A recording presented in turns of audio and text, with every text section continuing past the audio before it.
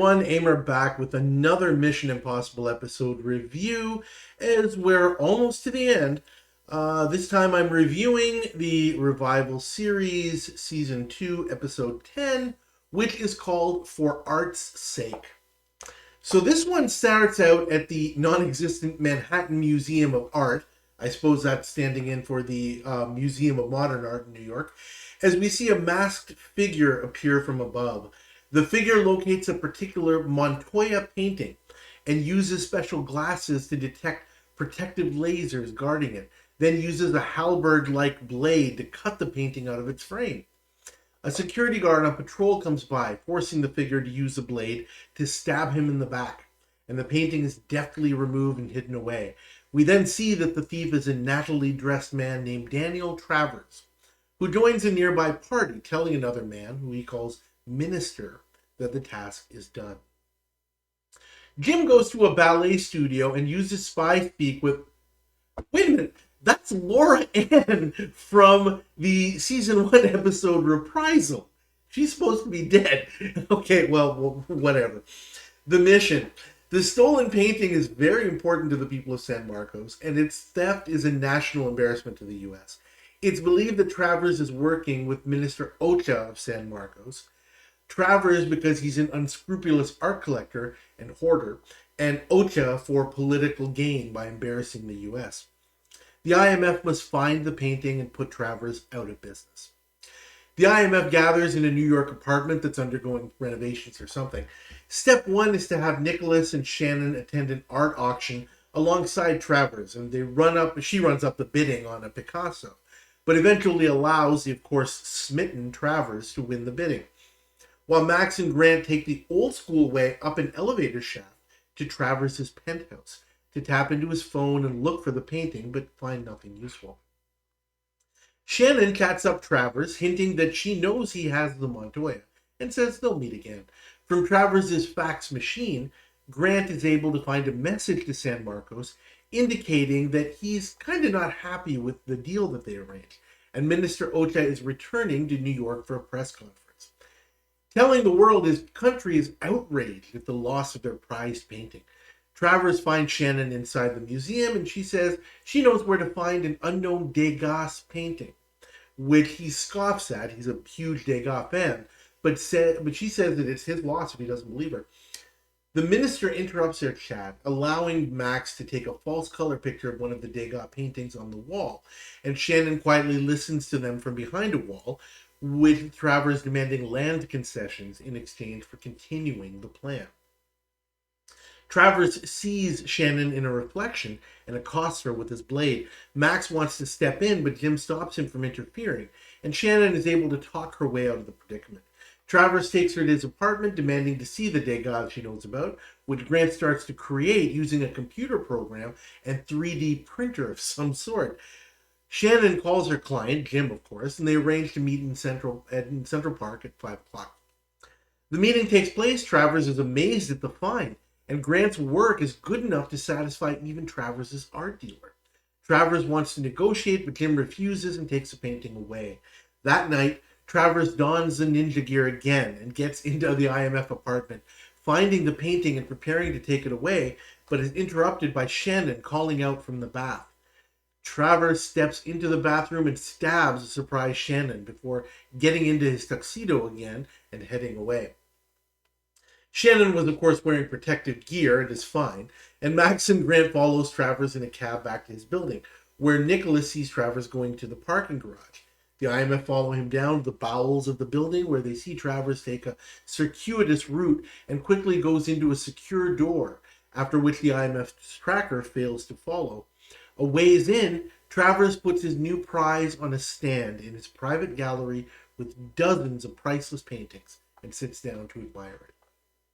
The next morning, Max waits outside the San Marcos consulate and snaps a picture of Ocha on his way in so that the IMF can duplicate his outfit. Nicholas has a mask ready, of course. Ocha calls Travers and says that San Marcos' president has agreed to his terms, and he wants the painting turned over. Travers says he'll be glad to do so, but he wants the agreement in writing first. Officers Jim and Max visit Ocha, telling him that they found the painting to Ocha's surprise, but he quickly recovers and thanks them for the good news. Ocha calls Travers back, calling his bluff, but Travers tells him, come over and see for yourself that the painting is still in his gallery. Ocha heads out to the building towards his limo and gets tangled by the leashes of Shannon's dogs as she takes them for a walk. Nicholas emerges from Grant's hot dog cart, shooting Ocha with a tranquilizer dart and taking his place. Nicholas as Ocha comes to the Travers building, and they head down to the gallery together, with Nicholas using a tiny camera to get the security code to the gallery and also to get shots of some of Travers' stolen paintings. Travers shows Nicholas and Montoya hidden in a super secure vault with a detonator to deter any possible theft. Jim comes up with a plan after learning that there's no sprinkler system in the gallery, beginning with Grant duplicating some of the paintings. And that night, Max and Grant get into the gallery, switching the paintings and setting up equipment. Nicholas calls Travers as Ocha, agreeing to his new terms, and says he's coming over. Nicholas and Jim head over as police, waking Ocha up after his fall, and Ocha tells them to take him to Travers' place, which they do. Travers wants to see the documents, but the real Ocha, of course, asks to see the painting, confusing him. Grant sets off the smoke detectors, and Travers rushes down with Ocha in tow, with Max setting up fire holograms around the area for effect. Travers asks for help to save his artwork, but Ocha holds the Degas up, threatening to destroy it unless he gets to Montoya immediately. Travers gets it out and hands it over, and Ocha tosses it into the fire, saying he just wanted to make sure the U.S. was blamed for its loss, and he didn't care about the painting at all. And their deal is off. Travers angrily grabs one of his blades and uses it as a javelin to kill Ocha, and Grant turns off the effects, with the IMF appearing and Shannon showing that she's very much alive. Grant ignites the fake Degas, and Travers has a Shatner-esque moment lamenting its loss to the heavens as the police arrive and the IMF head away to put the Montoya back in the museum. Mission accomplished. I'm going to give this episode what is, frankly, a pretty surprising grade. I was prepared to go into this and say, I had the recall that this was really not a good episode at all. It's not great, but it's not bad. My grade for this one is somewhere on the line of C to C+. I looked back at some previous episodes and I said, okay, well, I do what I've been doing a lot, which is saying, okay, better or worse, that sort of thing. And the one I looked at was, and I'll tell you why, The Golden Serpent from earlier this season. And I gave that one was kind of on the border of B- C+. I think this one is not quite there, but it's close. So I'm comfortable with that grade of just below The Golden Serpent, kind of in that C+, C range. I think I went into this one with a little bit of bias in the back of my head with having Alex Cord as the villain here. You'll recall that Alex Cord was the villain in the season 7 episode from the original series, Crack Up, which was not a good episode. And I commented that was a bad episode primarily because Alex Ford, and not his fault necessarily, but he was made out to be a complete lame, unengaging schmuck. I shouldn't have gone in with that idea in my head.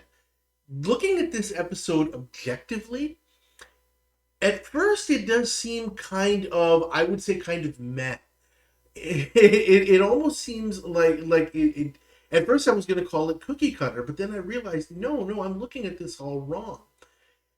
My first idea was that once we see Daniel Travers' art gallery, we the audience have kind of seen what it is that we're looking for. We found the target. We know that, okay, this is where the IMF has to end up. And now it's just a matter of, okay, how do they get there? However, in looking back at the way that the IMF go at this, it takes the IMF multiple tries to get to their target. They have one plan, that doesn't work. They try a second plan, that also doesn't work. And now they're like, okay, now we have enough. And third time's a charm. and now they're actually able to complete the mission.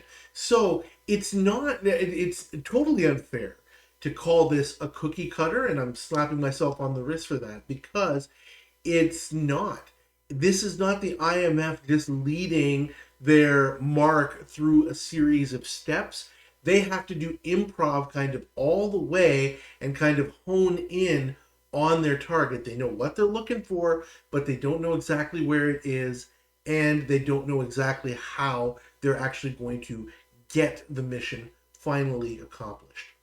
This is a decent, cogent story. Visually, it's not as flashy as maybe some of the other episodes that we've seen recently, but I'll take that for the sake of a good story. And I think that this one really does qualify. There's a decent degree of difficulty here.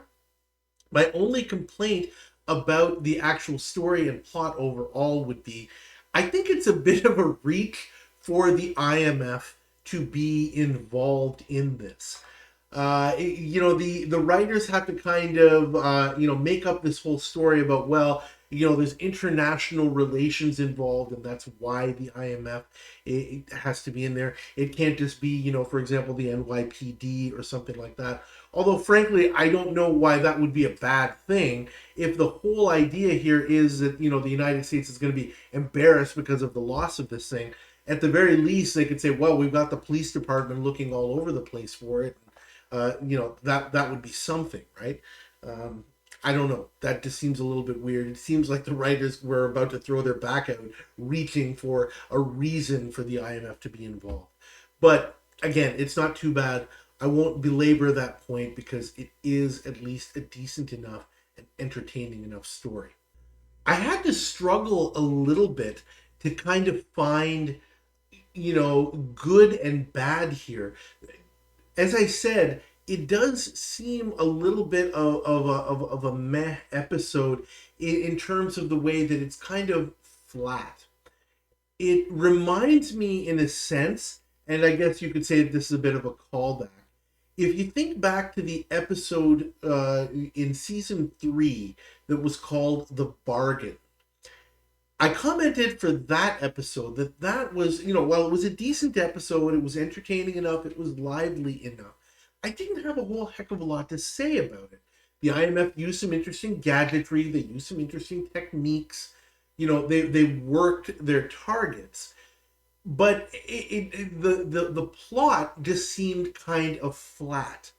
And I feel that a little bit here. Like, yes, it's entertaining enough to watch, but would I go out of my way to watch it for the sake of watching the story unfold again? I'm not really sure, and I can't really put my finger on exactly why, but that is what I feel about it.